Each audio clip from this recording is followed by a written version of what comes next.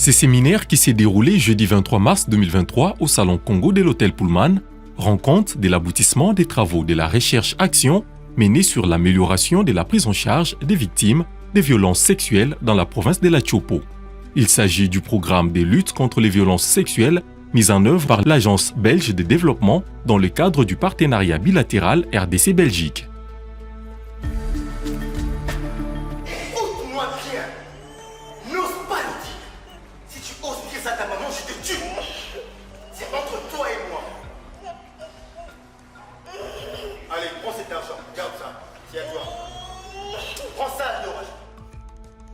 Le séminaire de ce jour porte sur la vulgarisation des résultats de la recherche, action sur l'amélioration de la qualité de prise en charge des victimes de violences sexuelles adaptées au contexte socio-culturel de la province de la Chopo, et je ne peux un seul instant douter de la plus-value que ces résultats apporteront dans la prise en charge des victimes de violences sexuelles.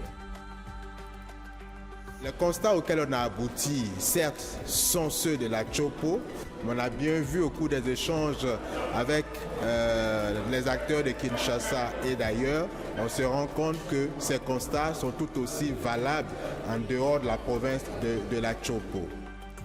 4 ans de recherche-action dans le cadre de notre programme de lutte contre les violences sexuelles. Nous parlons fréquemment de violences basées sur le genre en zone de conflit. Or, la majorité des violences ne sont pas en zone de conflit. Le travail de recherche-action a été mené sur Kisangani.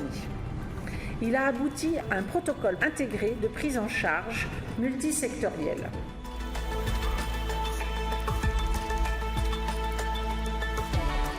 Pour les représentants du Centre de santé des références Prince Alwalid de Kisangani, qui a servi des cadres d'expérimentation, les données récoltées prouvent que la problématique des violences sexuelles doit interpeller toutes les couches de la société.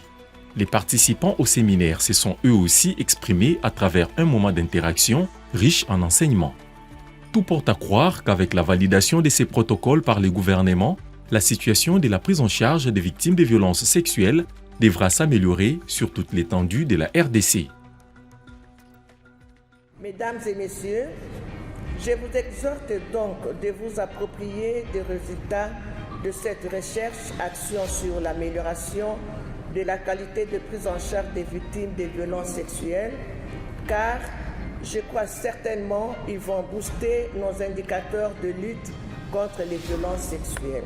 Le ministère du Genre vous assure de son accompagnement pour le résultat attendu afin d'une prise en charge holistique des survivants en République démocratique du Congo avec zéro violence basée sur le genre. Vision du gouvernement en cette matière.